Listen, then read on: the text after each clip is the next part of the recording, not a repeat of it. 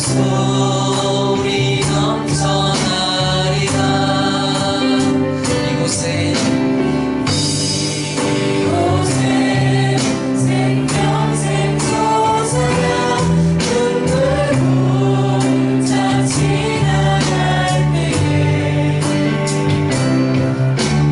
너잖아 열매 맺히고 웃음소리 넘쳐나리라.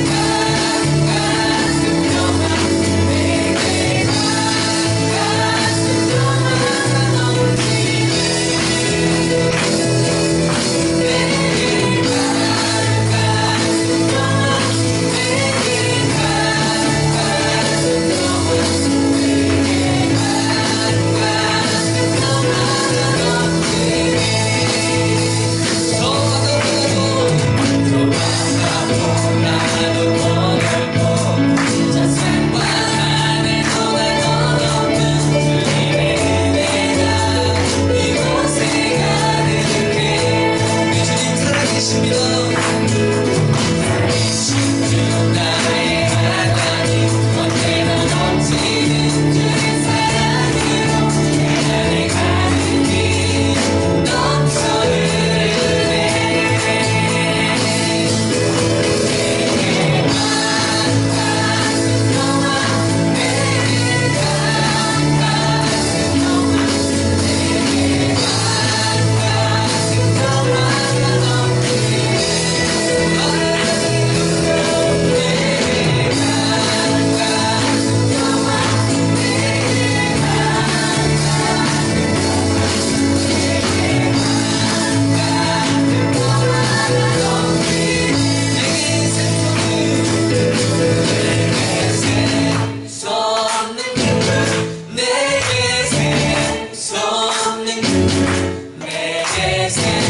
솟는 기쁨이 넘치네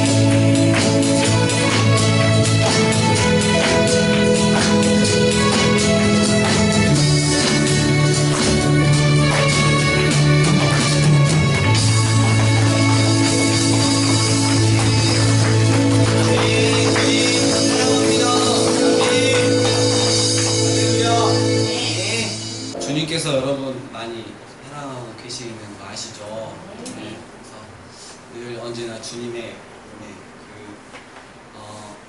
이번 주에 어떤 책을 좀 이렇게 읽는데 주님이 되게 공의로우시잖아요. 그 공의로우심을 이기는 게 있는데 그건 하나님의 동정심, 하나님의 긍휼이에요. 그래서 우리를 향한 당신의 공의로우심보다 당신의 사랑이 더 크셔서 우리를 인내하시며 기다리시고 인도하시고 위로하시고 감싸주시고 때로는 또 이렇게 회초리도 드시고 그런 사랑을 보여주시는 거죠. 그래서 그런 글귀가 너무 마음에 와닿더라고요. 하나님의 정의보다 하나님의 긍휼이 지금 이기는 그런 기간에 우리가 살고 있는데 참 그런 은혜를 우리가 누리며 또 감사할 수 있었으면 좋겠습니다. 네.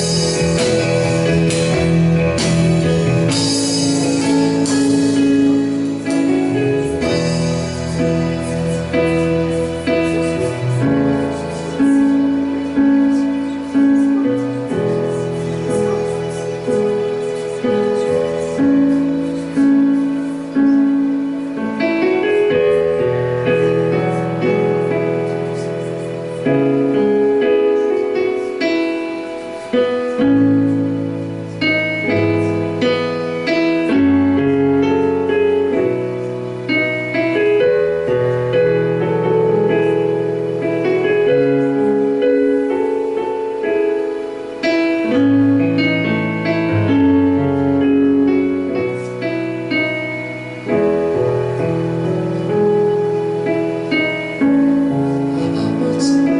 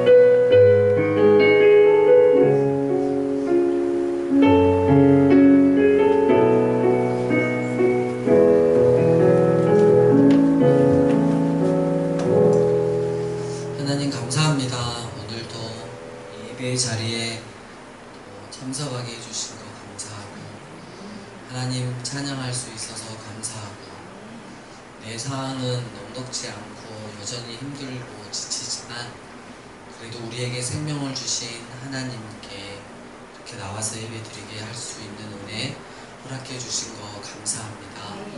우리가 얼마나 그 생명을 누리고 살았는지 오늘도 말씀 가운데 점검받게 하시고, 다시 한번 이 귀하고 복된 사랑에, 그 생명에 우리가 연합할 수 있는 자들로 세워지기를 소원합니다.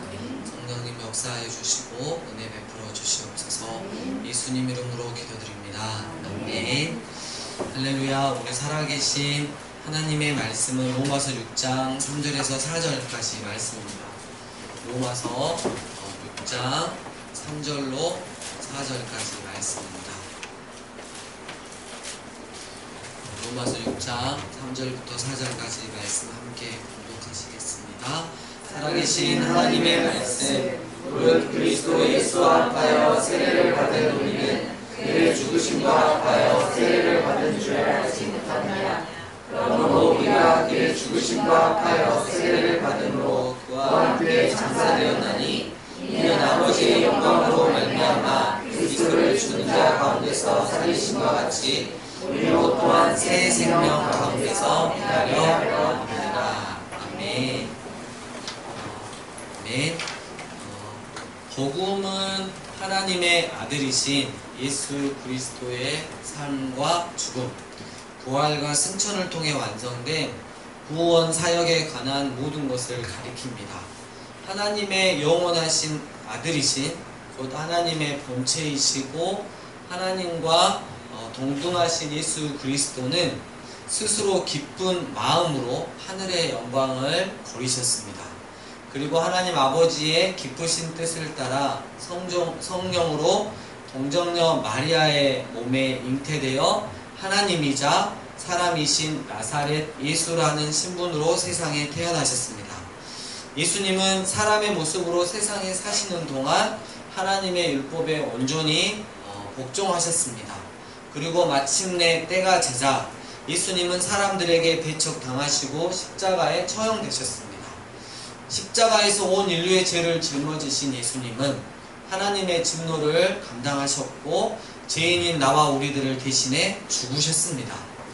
하나님은 예수님이 죽으신 지 3일 만에 그분을 다시 살리셨습니다. 부활은 하나님 아버지께서 아들 예수님의 죽음을 속죄의 희생으로 받아들이셨다는 것을 의미합니다. 예수님은 인간의 죄악에 대한 형벌을 감당하셨고 하나님의 의의 요구를 충족시키셨으며 존재적 죄인이어서 심판받아 영원히 지옥에 가야 할 우리에 대한 하나님의 진노를 가라앉히셨습니다. 예수님은 부활하심으로써 예수님 자신만이 온 인류를 구원할 그리스도임을 입증했습니다. 또한 예수님의 부활은 우리의 믿음을 확증합니다. 부활하신 지 40일 후 하나님은 하늘에 오르시어 하나님 아버지의 오른편에 앉으셨습니다. 하나님 아버지께 만물을 다스리는 권세와 영광과 존귀를 얻었습니다. 예수님은 지금 하나님 앞에서 자기 백성인 우리를 위하여 간구하며 기도하고 계십니다. 그리고 마지막 때가 되면 세상을 심판하실 재판관으로 다시 오실 것입니다.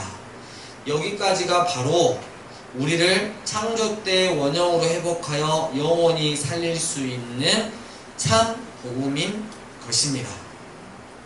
하지만 복음이 아무리 완전해도 받는 우리의 심령은 정말 불안하기 그지없습니다. 며칠 전까지만 해도 은혜가 있고 즐거웠는데 어느 순간이 지나면 이게 부담스럽고 짜증나고 괴롭고 이제 그만하고 싶고, 우리의 마음이 늘 그렇다는 거죠. 상황과 조건에 따라서 변하기 쉬운 우리의 연약한 모습들. 은혜를 받은 것 같은데 십자가의 도를 믿는 것 같은데 상황과 조건이 허락되어지면 어느새 제일 깊은 곳에서 자아사랑을 하고 있는 우리의 모습을 발견하곤 합니다. 그래서 주님께서 조치해 놓으셨습니다. 정말 감사한 것은 내가 주님을 붙들고 있는 것 같지만 내가 진짜 어쩔 수 없이 주님을 믿어주는 것 같지만 실상은 언제나 주님께서 나를 붙들고 계신다는 것입니다. 여호와 이레, 그러기에 복음인 것입니다. 이 복음은 처음부터 믿음을 요구합니다. 그리고 과정도 믿음을 요구합니다. 그리고 결과도 믿음입니다. 우리 주님께서는 복음의 조치로 은혜에 의해서만 주어지는 새 생명의 복을 준비해 놓으셨습니다. 고린도후서 5장 17절 그런즉 누구든지 그리스도 안에 있으면 새로운 피조물이라 이전 것은 지나갔으니 보라 새 것이 되었도다. 복음의 조명 앞에 나를 비추어 보니 나는 너무나 허망한 존재였습니다. 닭이 아무리 노력해도 독수리가 될 수 없듯이 우리가 아무리 노력해도 주님의 거룩과 공의를 만족시킬 수는 없었습니다. 이것은 생명 자체가 바뀌어야 하는 것입니다. 그래서 주님께서 우리에게 새로운 생명을 주셨던 것입니다. 주님께서 우리에게 정말 주고 싶었던 것은 주님의 거룩과 공의를 만족하는 은혜로만 주어지는, 그래서 온전한 인격 대 인격 믿음으로만 받을 수 있는 새 생명이었습니다. 요한복음 6장 63절 살리는 것은 영이니 육은 무익하니라. 내가 너희에게 이른 말은 영이요 생명이라. 육으로 난 것은 육이고 영으로 난 것은 영입니다. 내가 스스로 죽을 수도 없는 것이 우리의 절망이었다면 예수님께서 대속으로 죽으시고 자신의 생명을 우리에게 주신 것은 희망인 것입니다. 에베소서 2장 8절 9절 너희는 그 은혜에 의하여 믿음으로 말미암아 구원을 받았으니 이것은 너희에게서 난 것이 아니라 하나님의 선물이라. 행위에서 난 것이 아니니 이는 누구든지 자랑하지 못하게 하려 함이라. 우리 가운데 우리의 행위 때문에 하나님의 은혜, 구원을 받았다고 하는 사람 한 명도 없습니다. 그냥 이렇게 모여있는데 그냥 이렇게 조금 차이 날 뿐이죠. 다 같은 죄인인 거죠. 주님께서 구원의 은혜를 허락하시지 않으면 결코 우리는 구원을 받을 수 없는, 새 생명을 받을 수 없는 다 같은 본질상 진노의 자식들이었던 거죠. 하나님의 선물인 구원, 즉 새 생명, 이것은 전적인 주님의 은혜였던 것입니다. 이 새 생명은 우리에게 첫 번째로 칭의의 생명을 주십니다. 칭의는 법적인 용어입니다. 이 사람은 더 이상 죄가 없다라고 쾅 때리는 것 같습니다. 아무도 정죄할 수 없는 생명을 주셨다는 거예요. 로마서 지금 펴져 있으니까 8장 1, 2절 함께 읽겠습니다. 로마서 8장 1, 2절 시작. 그러므로 이제 그리스도 예수 안에 있는 자에게는 결코 정죄함이 없나니 이는 그리스도 예수 안에 있는 생명의 성령의 법이 죄와 사망의 법에서 너를 해방하였습니다. 법이라 하면 실제 작동하는 세력, 힘인데요. 생명의 성령의 법은 그리스도 예수 안에 있는 자에게는 결코 정죄함이 없다라고 선언하고 있습니다. 과거에 나의 병든 자는 죄와 사망의 법에서 통치를 받았지만 그리스도 예수 안에 있는 새 생명은 생명의 성령의 법으로 통치를 받는다는 것입니다. 두려움이 없는 생명이 된 것입니다. 로마서 6장 14절 죄가 너희를 주장하지 못하리니 이는 너희가 법 아래에 있지 아니하고 은혜 아래에 있습니다. 지난날의 생명은 죄의 생명이었다면 새 생명은 생명의 성령의 법인 것입니다. 예수 그리스도는 그분의 생명으로 단번에 영원한 희생 제사를 드리셨습니다. 이 칭이라고 하는 것은 무죄를 선언한다라는 것입니다. 그래서 이 의라고 하는 자, 의라고 하는 자는 하나만 넘겨주실래요? 네. 이 오를 의자, 의자는 양 위에 양 알죠, 여러분? 양 밑에 아자를 합쳐놓은 거예요. 그래서 이 오를 의자는 뭐냐면 어린 양 되시는 양 아래에 있을 때 십자가 그에서 흘리신 그 주님의 보배의 피로 말미암아 내가 의로움을 입을 수 있다라는 뜻입니다. 여러분 한자는 이걸 알고 한자가 이렇게 생겼을까요? 이런 글자들이 지사자라고 몇 개 있습니다. 그래서 몇 개가 있는 게 아니라 굉장히 많아요. 그러니까 이게 거기까지 하겠습니다. 너무 느끼면 안 되니까 나의 의는 어린 양 밑에 있을 때 의가 된다는 거예요. 6월절 어린 양의 보혈의 피가 나를 덮을 때 나를 의롭다 인정하여서 죽음의 사자가 넘어가게 된다라는 것입니다. 그렇다면 믿는다는 건 뭘까요? 그래서 한자를 보니까 저기 믿을 신자예요. 여러분 저 한자 다 알고 계셨죠? 네, 다 알고 있었죠. 사람이네 뭐예요? 말씀 앞. 그러니까 믿음은 말씀 앞에 통째로 사람이 이렇게 의지하고 이렇게 서 있는 거예요. 의지하고. 아, 믿는다는 건 말씀 앞에 통째로 의지한다는 게 바로 믿는다는 거구나. 여러분, 내 뜻대로 의지하는 게 아니라 하나님을 이용하려고 의지하는 게 아니라 어떻게 해요? 살아계신 하나님 말씀 앞에 그 말씀이 진리인 줄 알고 통째로 내 인생을 걸고 의지를 한다는 거죠. 여러분, 예수님 즉 6월절 어린 양의 보혈의 피가 죄인인 나를 덮어 칭의의 신분을 얻을 때 반드시 필요한 것은 믿을 신, 즉 그냥 믿음이 아니라 온전한 믿음인 것입니다. 이러한 자들은 하나님의 심판을 받지 않고 구원을 받는다고 성경은 나와 있습니다. 요한복음 3장 17, 18절 하나님이 그 아들을 세상에 보내신 것은 세상을 심판하려 하심이 아니요 그로 말미암아 세상이 구원을 받게 하려 하심이라. 그를 믿는 자는 심판을 받지 아니하는 것이요 믿지 아니하는 자는 하나님의 독생자의 이름을 믿지 아니하므로 벌써 심판을 받은 것이라. 여러분, 우리가 흔히 그 생각할 때 천국도 나중에 내가 죽어서 다시 이렇게 살면 다시 이제 살아가지고 누린다고 생각하지만 절대 그게 아니에요. 이미 그 믿는 순간 내 안에 새로운 새 생명으로 말미암아 이 세상 가운데 침투하여 있는 천국의 삶을 누리면서 살아간다는 거죠. 그렇다면 반대로 지금 이야기가 나온 게 뭐냐면 벌써 심판을 받은 자가 있어요. 벌써 심판을 받은 자는 뭐냐면 독생자 예수의 이름을 믿지 않는 자가 그 자체가 지금 못해요. 심판이라고 말을 하고 있는 거예요. 그러니까 세상 사람들이 자기 의가 강해서 그리고 하나님 창조하신 우리 창조주 하나님 예수님 보내서 생명을 주셨네 하면 정말 웃기는 소리 하고 그 시간에 그냥 뜨개질이나 하지 잠이나 자고 그냥 즐기며 노는 거지 무슨 말도 안 되는 소리야. 이렇게 하면서 많은 우리 믿는 사람들을 조롱하고 비아냥거릴지 모르겠지만 살아계신 하나님의 말씀에서는 정확하게 나와 있습니다. 이미 그들은 심판 가운데 있다는 것입니다. 이 세상에 살면서 가장 비참한 건 아무리 생각해봐도 하나님의 아들이신 예수님을 믿지 않는 것만큼 비참한 게 있을까? 왜냐하면 우리의 영혼의 문제가 결정되기 때문이죠. 한 가지 조심해야 할 게 있어요. 그것은 예수님의 십자가 보혈로 구원받았다고 하는 우리가 주님의 전적인 은혜로 새 생명을 받았다고 하는 우리가 주님의 십자가를 나의 죄책감을 털어내는 데 이용하는 것입니다. 로마서 한번 찾아볼까요? 로마서 6장 1, 2절 함께 읽겠습니다.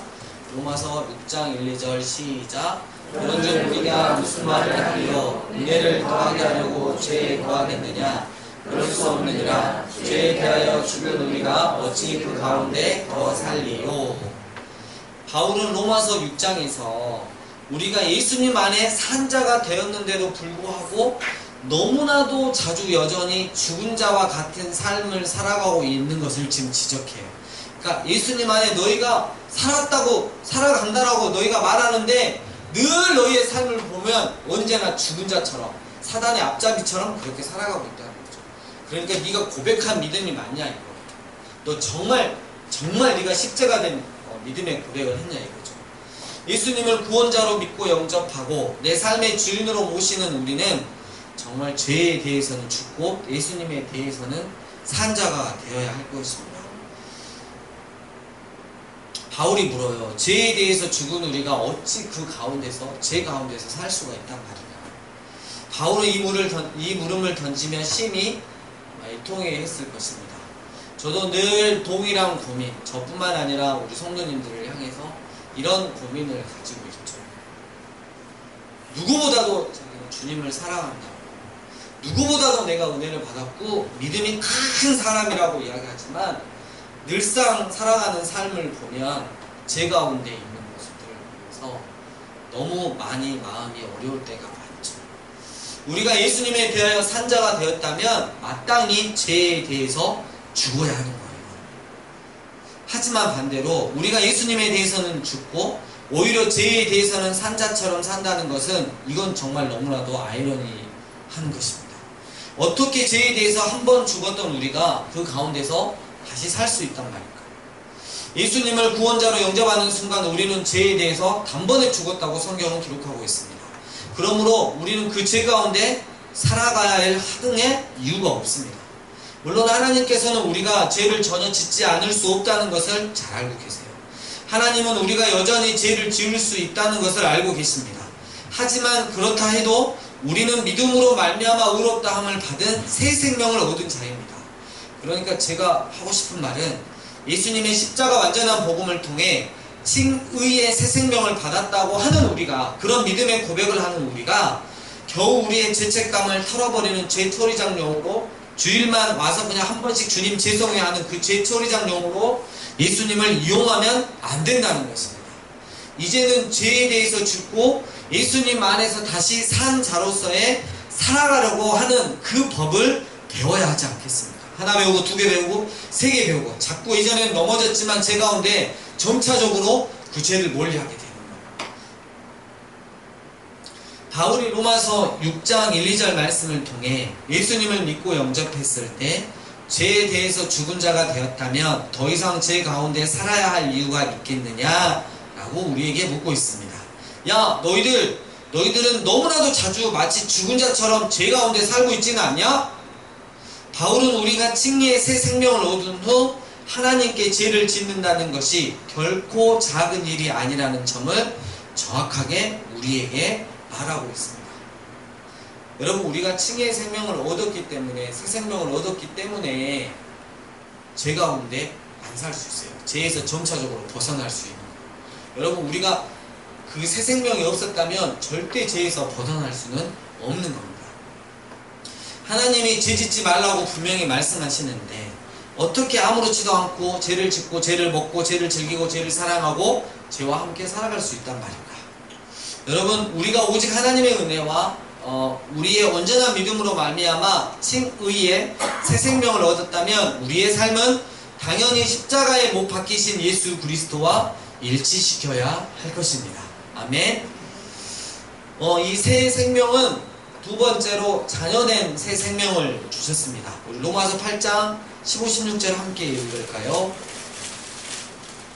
로마서 8장 15, 16절 시작. 너희는 다시 용서하는 종의 영을 갖지 아니하고 양자의 영을 받았으므로 우리가 아빠 아버지라고 부르시느니라. 성령이 친히 우리의 영과 더불어 우리가 하나님의 자녀인 것을 증언하시나니. 네. 우리는 양자, 자식의 영을 받았으므로 우리가 하나님을 뭐라고요? 아바, 아버지라고. 세계 공용어죠. 어딜 가도 아빠 이런 말이 들립니다. 우리가 저번에 김명호 교수님께서 이야기하셨잖아요. 이렇게 알렙, 그다음에 바베트, 다시 알렙, 히브리어인데 이 단어의 양 끝에 똑같은 단어가 이렇게 글자가 들어가고 가운데 점이 하나 빡 이렇게 박혀 있으면 그 분야에서는 최고 전문가라는 뜻이에요. 근데 이 아바라고 하는 히브리어 원래 뜻은 뭐냐면 주는 사람이에요. 그러니까 주는 데는 최고의 전문가가 바로 아빠입니다. 그러죠. 근데 우리 하나님이 왜 아빠 되시냐면, 최고의 전문가가 되시냐면 우리에게 다 주셨는데 뭐까지 주셨냐면 당신의 아들 예수 그리스도의 생명까지 우리에게 주셨어요. 주는 거에는 최고의 전문가가 되시는 게 우리 아빠, 아버지 되시는 분이시죠. 자녀 생명의 특징은 여러분 당당합니다. 당당해요. 좀 뭔가를 잘못했어도 항상 당당해요.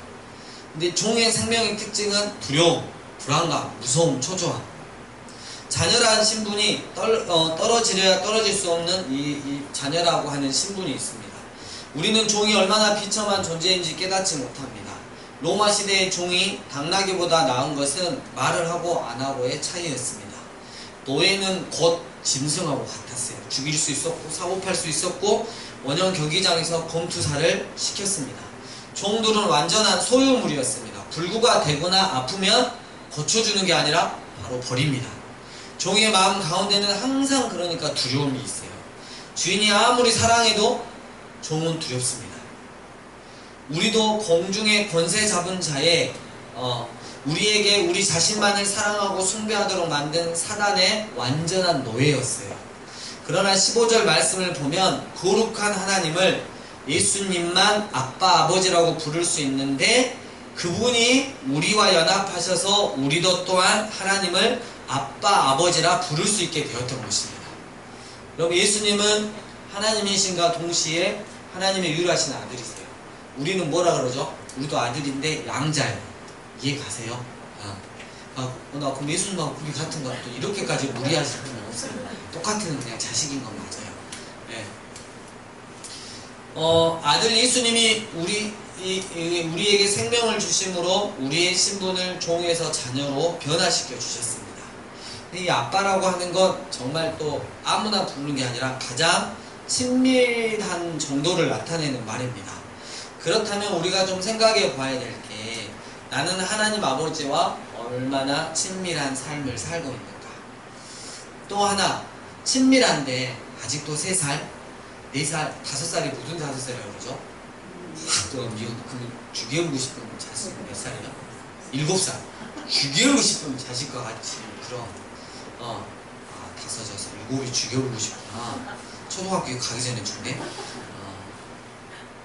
아니면 친밀한다고 하는데 내가 늘 7살 같은 그런 자식의 모습인지 아니면 열심히 이렇게 열심히 잘 살고 그래가지고 늘 하나님의 마음 하나님께 효도하고 이렇게 사는 철든 자식인지 한번 우리를 돌이켜 보았으면 좋겠어요.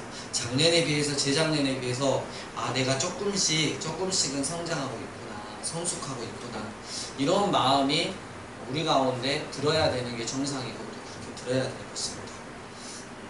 나는 끝까지 7살로 살 거야. 이러면 너무 무리하시다가 큰일 날 수 있습니다. 20년이 지나도 7살로 보이면 굉장히 마음이 어렵죠. 하나님께서 우리에게 새 생명을 주셨는데 칭의, 그 다음에 자녀된, 그리고 마지막으로 자녀된 것만 해도 감사한데 상속자 된 새 생명을 주셨어요. 그러면 우리에게 육신의 부모님이 재산을 남겨놓으면 어때요? 야, 넌 내 자식이야. 그냥 그러면서 되게 잘 살아가지고 잘 먹고 잘 살아서 이것도 너무 좋잖아요. 근데 어느 날 알게 돼요. 야, 내가 너한테 그냥 100억을 남겨놨어. 그러면 여보가 그 다음부터 어떻게 돼요? 하고 그 다음부터 이제 그 전에는 아빠가 뭐 시키면 또 시키고 그래 막 이랬는데 100억 있어 나한테. 아빠 뭐 또 뭐 시키실 거 없어요. 네. 아버지를 위해서 어떻게 해요? 온 힘을 다 하는 거죠. 네. 아니 여우디가 100억 때문에 그런 게 아니고 이게 이제 예를 들면 이렇다는 거죠. 근데 이 상속자의 특징은 그러니까 뭐냐면 하나님과 이제 어려움도 같이 할 수 있는 그게 이제 상속자 될 자격이 있는 거잖아요. 우리 로마서 8장 17절 함께 읽겠습니다. 8장 17절 시작. 아니면 또한 상속자 곧 하나님의 상속자여 그리스도와 함께한 상속자니 우리가 그와 함께 영광을 받기 위하여 고난도 함께 받아야 할 것이니라. 네. 자녀인데 그냥 자녀가 아닌 상속자입니다. 자녀라고 다 똑같은 자녀가 아니라 상속자의 자녀라는 것은 그 가문의 모든 영광과 권세를 받은 것이에요. 왜 우리에게요? 에베소서 1장 3절 하늘에 속한 모든 신령한 복으로 우리에게 복 주시기 위한 것입니다. 상속자라 하면 또 주님과 함께 영광을 받는다는 거예요. 그리고 또 주님과 함께 고난도 받는다는 것입니다. 이것이 그리스도와 완전한 연합인 것입니다. 베드로 형님 우리가 잘 아시잖아요. 네, 우리 박경민 집사님이 형님으로 모시고 있는 이 베드로 형님이 그 예수님이 잡혀가셔서 공문을 가실 때 몇 번 부인했죠? 3번 부인했잖아요. 마지막은 뭐까지 했어요? 네, 요까지 했어요. 네, 요까지 했는데 예수님이 부활하시고 갈릴리 바다에서 이렇게 부르셔가지고 조반을 먹이신 다음에 정말 중요해요. 흔들려면 뭐요? 일단 맛있게 먹여야 돼. 먹이신 다음에 이야기를 하죠. 요한의 아들 시몬. 아니? 요한의 아들 시몬아. 시몬의 아들 요한인가요? 요한의 아들 시몬이죠? 갑자기. 네. 요한의 아들 시몬아, 네가 날 사랑하느냐? 이렇게 했을 때 주님이 저를 사랑하신지 아시잖아요. 첫 번, 두 번째, 그리고 세 번째 또 묻잖아요. 근데 우리가 그냥 보면 세 번 그렇게 묻는 것 같은데 첫 번째, 두 번째는 네가 날 사랑하느냐, 이거 아가페예요. 우리 아하바. 그러니까 그 완전히 하나님이 우리를 사랑하듯이 네가 나를 사랑하느냐 했을 때 두 번 그렇게 대답을 했어요. 근데 세 번째 질문에 베드로가 근심, 즉 울컥했어요. 울컥. 왜냐하면 세 번째 질문은 달랐어요.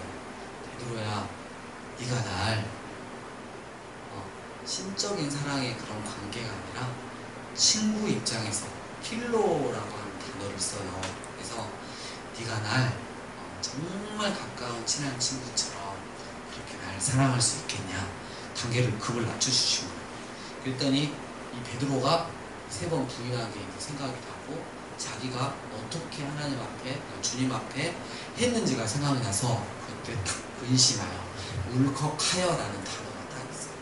그때 베드로가 제가 주님을 사랑한 줄 주님께서 아십니다.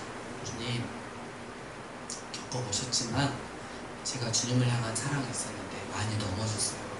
근데 주님 저 아시잖아요. 주님 이 친구 관계까지 내려오신 그 주님 저 정말 사랑해요 라고 고백을 하는 거죠. 그래서 이 베드로가 정말 이 초대 예루살렘 교회의 수장이 될 수 있었는데 그 자리를 놓고 계속 돌아다니면서 복음을 전하는데 로마 그 네로 황제 때 로마에 가서 이 복음을 전하다가 이게 너무 무심하게 핍박하니까 로마 밖을 도성 밖으로 이렇게 빠져나가는 도심 밖을 빠져나가는데 그때 자기에게 이렇게 보이는 그 형상이 하나 있었어요. 로마 한가운데로 들어가는 주님이죠. 주님 어디로 가십니까? 라고 묻습니다. 그래서 주님이 네가 피해서 가는 저 안에 내가 사랑하는 백성들, 나의 백성들이 많이 있다. 그래서 네가 무서워서 도망하는 그게 내가 가겠다. 그때 베드로가 이런 언약들이 이제 생각하는 거예요. 제가 주님을 사랑하는 줄 주님이 아시잖아요.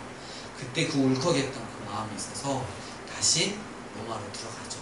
그래서 복음을 전하다가 잡혔고 십자가형을 당하기 전에 주님도 십자가에서 못 박아 죽으셨는데 내가 어떻게 똑같은 제자인데 모습으로 죽을 수 있겠느냐?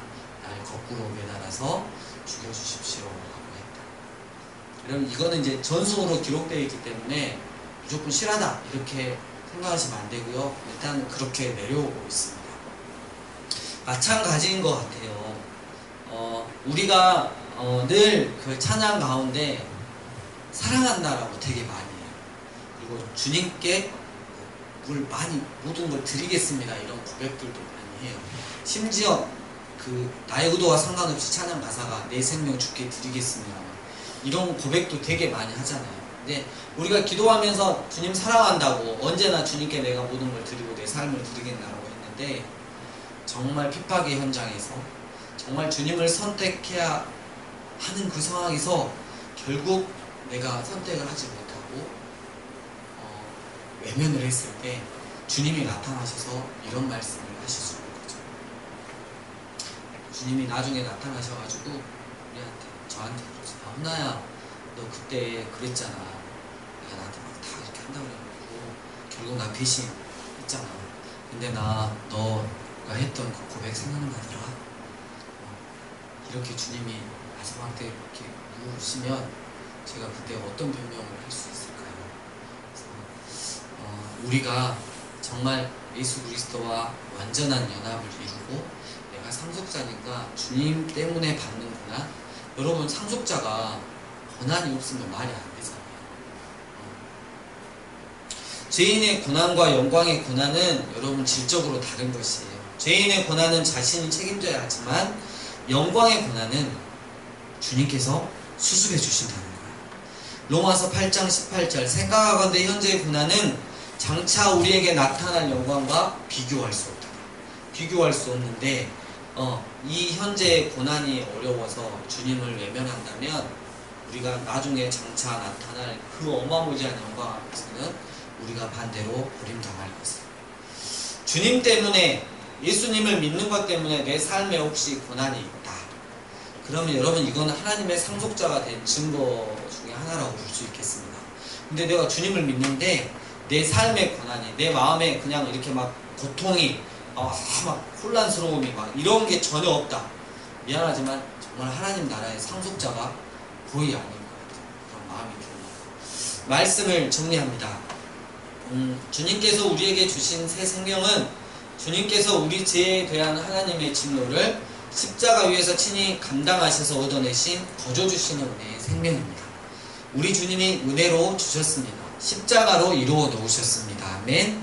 주님께서 은혜로 주신 이 새 생명은 아무도 정죄할 수 없는, 그 어떤 누구도, 사단까지도 정죄할 수 없는 칭의의 생명입니다. 더 이상 죄 가운데 거하지 않는다는 것입니다. 혹 죄를 지어도 하나님 앞에 죄를 지었다는 것 때문에 심히 애통하고 괴로워합니다. 그래서 즉시 회개하고 돌이켜 다시는 그 죄의 자리로 내려가지 않겠다고 결단하는 것입니다. 칭의의 새 생명을 얻은 자는 이전에 즐기던 죄 가운데 살아가야 할 필요를 전혀 느끼지 못합니다. 내가 왜 죄 짓고 살아야 되는데? 예수님께서 이루어 놓으신 십자가 완전한 복음을 결코 내 죄 처리 장용으로 이용하지 않습니다. 그의 삶은 언제나 십자가에 못 박히신 예수님께 일치시킵니다. 주님께서 은혜로 주신 새 생명은 하나님의 자녀된 새 생명입니다. 하나님을 아빠라고 부릅니다. 하나님과 얼마나 친하게 지내는지 모릅니다. 아빠 되시는 하나님 때문에 언제나 행복하고 어려움 속에서도 당당합니다. 아빠 되시는 하나님께서 요구만 하는 철없는 자녀, 하나님께 요구만 하는 철없는 자녀에서 어떻게 하면 하나님 아빠를 기쁘게 해드릴까를 생각하고 고민하는 철이 든 자녀로 점점점 성장합니다. 주님께서 은혜로 주신 새 생명은 상속자 된 새 생명입니다. 그래서 이제는 그냥 자녀가 아니라 하나님 나라 상속자로 자녀가 됩니다. 하늘에 속한 모든 신령한 복을 누립니다. 또한 하나님 아빠를 위해 고난조차도 기쁨으로 누립니다. 세상에서 잠시 기쁨을 누리는 것보다 영원한 하나님 나라에서 누리는 기쁨을 누리기 위해 이 땅에서 하나님 아빠를 믿고 따르고 순종하기 위해 당하는 어려움과 조롱과 고난을 오히려 즐깁니다. 사랑하는 다비드의 배자 여러분, 우리를 향한 하나님 당신의 완전하신 주권과 당신의 일방적인 은혜 앞에 우리는 온전한 믿음으로 반응하여 구원을 선물로 받았습니다. 거기다가 새 생명까지 얻었으니 이제는 죄에 대해서는 죽은 자여 그리스도 예수 안에서 하나님께 대하여는 살아있는 자가 되어야 할 것입니다. 더 이상 죄 가운데 살지 말 것을 명령하시면서 늘 하나님 아빠와 친하게 지낼 것을 당부하십니다. 그리고 하나 더, 누가복음 9장 23절, 또 무리에게 이르시되 아무든지 나를 따라오려거든 자기를 부인하고 날마다 제 십자가를 지고 나를 따를 것이니라. 함께 복음의 고난도 받자고 말씀하십니다. 죄를 사랑하는 자아를 죽이고 하나님을 아빠로 두었기 때문에 당해야 하는 수많은 고난을 기쁜 마음으로 지라고 말씀하십니다. 그리고 당신께서 지셨던 십자가를 함께 매자고 쓱 내미십니다. 하나님 나라의 상속자로 합당한 삶을 요구하신 것입니다. 우리 이 기쁨으로 순종합시다. 기꺼이 주님이 요구하시는 그 길을 갑시다. 정말 우리 주님께서 정말 우리에게 보고 싶으신 것이 무엇인 줄 아십니까? 그것은 바로 우리를 통해 당신이 친히 일하시는 것을 보고 싶으신 것입니다. 세상도 마찬가지입니다.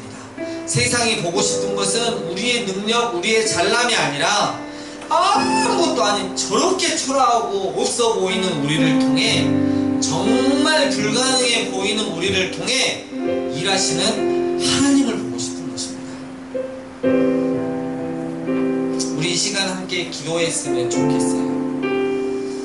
복음의 조치, 십자가에서 생명 주신 것도 감사한데 새 생명의 은혜를 주시고, 그렇다면 우리는 그 새 생명의 은혜를 누리고 살아가고 있는지 싱이의 새 생명, 정말 죄를 점점 더 멀리하고 떠나가고 있는지, 하나님의 자녀답게 성장하고 성숙하고 있는지, 상속자로 하나님 때문에 당하는 그 고난을 기쁨으로 오히려 감당하면서 십자가를 지고 나아가고 있는지, 우리가 이 시간 한번 점검해 보며 나아갔으면 좋겠습니다. 함께 기도하시겠습니다.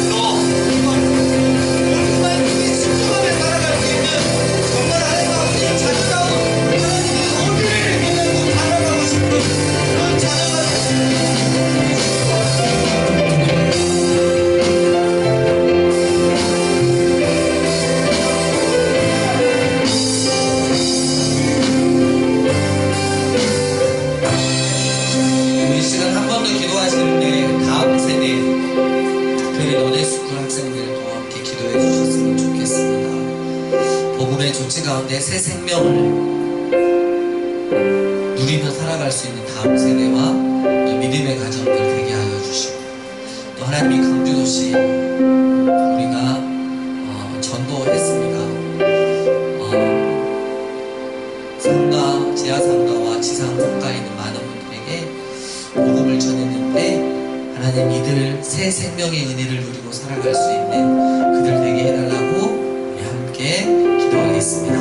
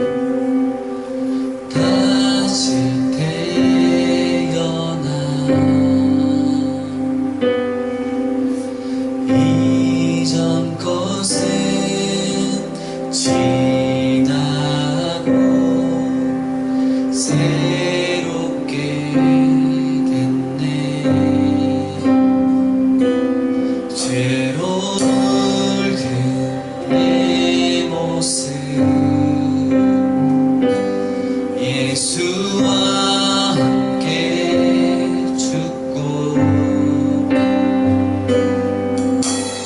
부활 생명 내 안에 새로운 삶이 열렸네.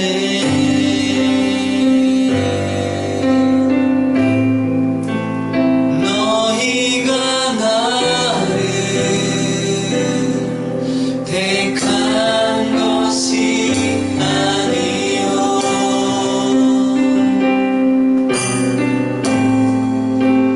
내가 너희를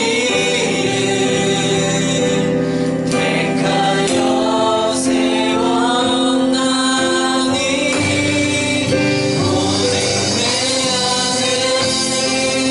오직 내 속에 그리스도가 살아내. 오직 내 삶에 오직 내 맘에 그가 주님 되셨네.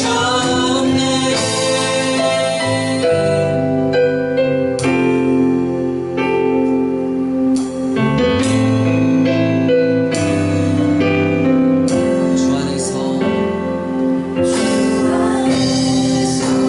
내 영혼 다시 태어나 이전 것은 지나고 새롭게 됐네.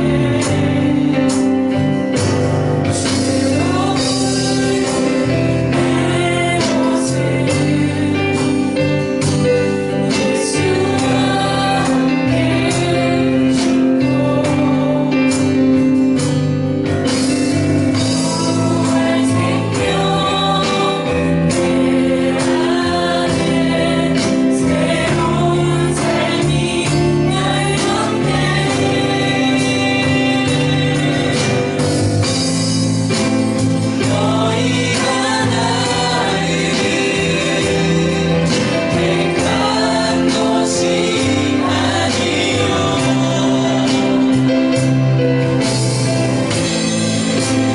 내가 너희를 택하여 세웠나니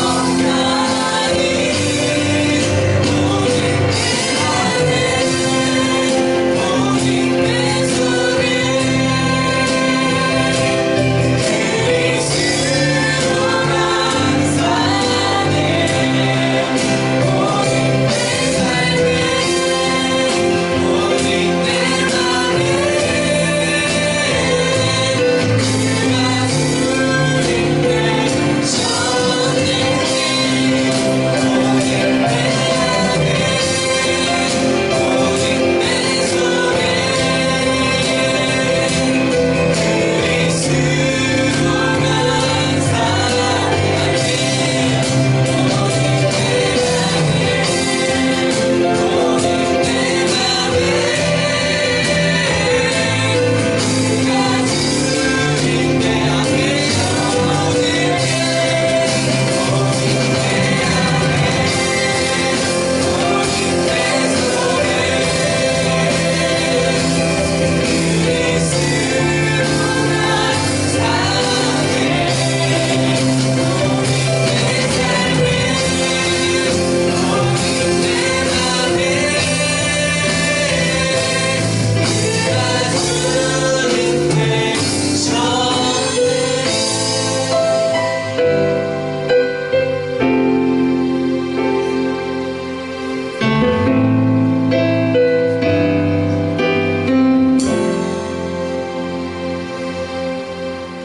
우리의 아빠, 아버지 되시는 하나님 아버지 감사합니다. 우리에게 구원의 복음을 주신 또 감사한데 복음을 살아내라고 새 생명을 주시기까지 하시니 정말 감사합니다. 우리의 온전한 믿음으로 우리가 통째로 말씀에 의지하며 살아갈 수 있는 자 그런 자 되기를 소원합니다.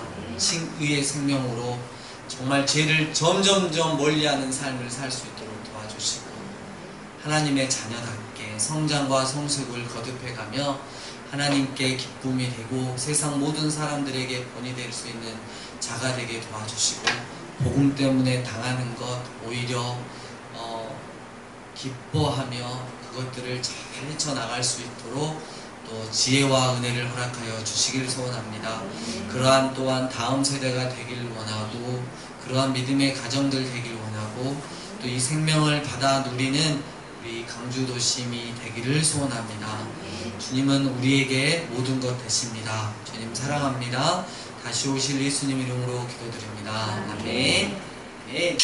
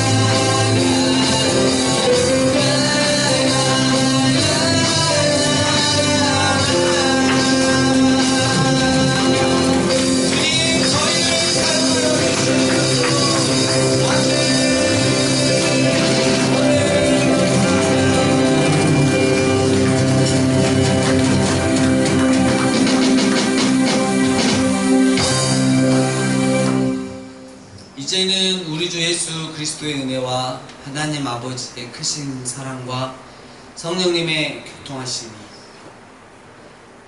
새 생명으로 살아가겠노라고 결단한 이 믿음의 예배자들 위해, 그리고 다음 세대 위에, 믿음의 가정들 위해, 또 이 강주도심 위에 이제와 영원토록 함께 있을지어다.